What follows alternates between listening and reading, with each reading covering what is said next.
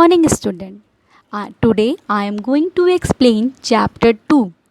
The title of the chapter 2, the atmosphere. It means a blanket of air. The earth is a unique planet as it is the only planet known to us that support life in the solar system. There are many reasons why life exists on the earth, and one of the reason is the presence of air. As we know कि only the earth has a planet where the life is possible. कहने का मतलब ये है कि life जो है वो केवल और केवल अर्थ पे पॉसिबल है. क्यों? The presence of the air, the presence of the land, the presence of the water. In this chapter we talking about the air.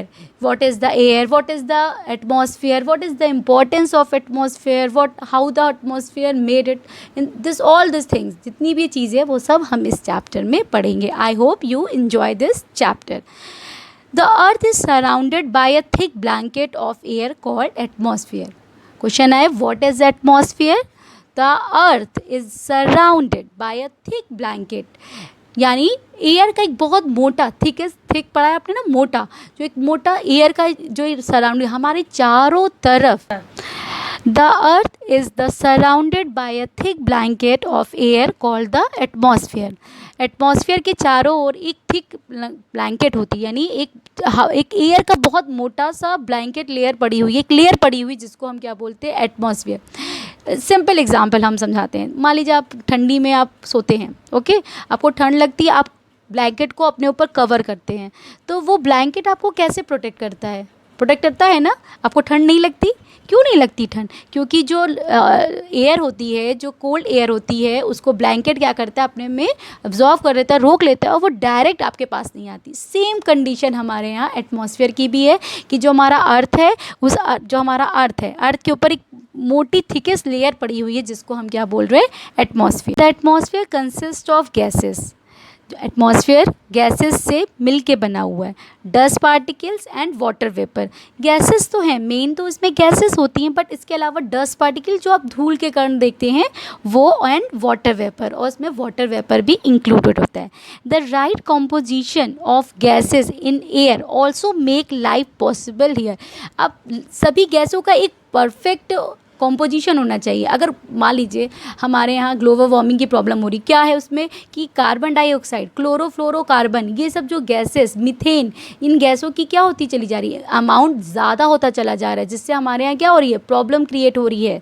इसीलिए the right composition of gases, her gases का एक fix amount है, और अगर उस amount में कहीं भी चेंजेस होते हैं तो वो हमारी लाइफ पे कहीं ना कहीं कह सकते हैं इम्पैक्ट डालते हैं, इफेक्ट डालते हैं, जो कि हमारी लाइफ में आगे प्रॉब्लम क्रिएट कर सकते हैं. The right composition of gases in air also make life is possible है. एक राइट कॉम्पोजिशन है, अभी हम आपको नेक्स्ट टॉपिक बताएंगे कि what is the percentage of the different types of gases. तो हर गैसेस का एक अमाउंट फिक्स है. अगर उस अमाउंट से ज़्यादा या कम होता है तो कहीं ना कहीं वो हमारे एटमॉस्फेयर को अफेक्ट करता है. एटमॉस्फेयर में अफेक्ट हुआ, एटमॉस्फेयर में अगर कुछ चेंजेस आए तो वो चेंजेस हमारी लाइफ पर भी पड़ता है. क्योंकि एनवायरनमेंट हमने पढ़ रखा था लास्ट चैप्टर, फर्स्ट चैप्टर में, कि एनवायरनमेंट क्या है? The supporting system.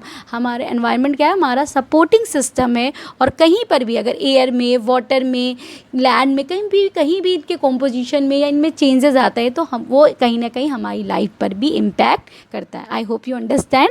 Now come in the next topic, composition of the atmosphere. ये एटमॉस्फेयर अभी हम लोगों ने पढ़ा ना कि what is the atmosphere? The mixtures of the gases. Gases का एक मिक्सचर है.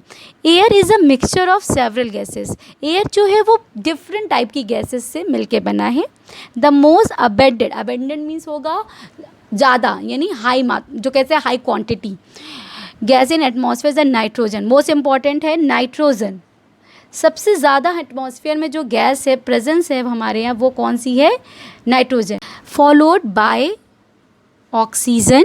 Carbon dioxide is present in a small amount. Nitrogen percentage बहुत ज़्यादा होता है, उसके बाद फॉलो करता है ऑक्सीजन, फिर carbon dioxide. I think you see this picture, you can understand. Look at this is the atmosphere. Okay, ये एक कॉम्पोजिशन दिखा रहा है आपका एटमॉस्फेयर का. You look this is portion, this है ना, this all portion, this is the nitrogen. How many percent? 78।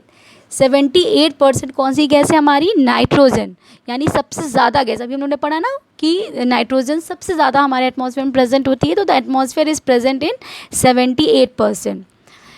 As seen as the figure given above, air contains about 78% of nitrogen and 21% of oxygen, and the remaining of 1% consists of carbon dioxide, other gases like neon, helium, hydrogen, methane, this all the gases.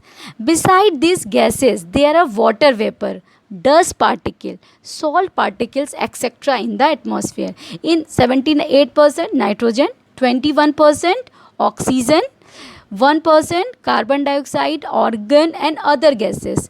And इन सब के भी अलावा इसमें और भी चीज़ें presence होती हैं। वो क्या होती हैं? वो है हमारी water vapour, dust particle, salt particles, ये सारी चीज़ें हमारी इसमें प्रेजेंस होती हैं। The atmosphere become thinner and gradually merge with space. जैसे जैसे हम नीचे से ऊपर यानी अर्थ सरफेस से स्पेस की तरफ जाते हैं, हमारी जो लेयर्स होती हैं वो थिन होने लगती हैं, यानी थिन यानी पतली होने लगती हैं। ये हम one by one next topic में हम आपको बताएंगे। Hope you understand what is the mixtures of the gases, composition of the atmosphere, nitrogen 78%, oxygen 21% and 1% carbon dioxide. Next topic में I will explain you different type of gases in a, what is the uses of the nitrogen, what is the uses of oxygen in next video. Oh.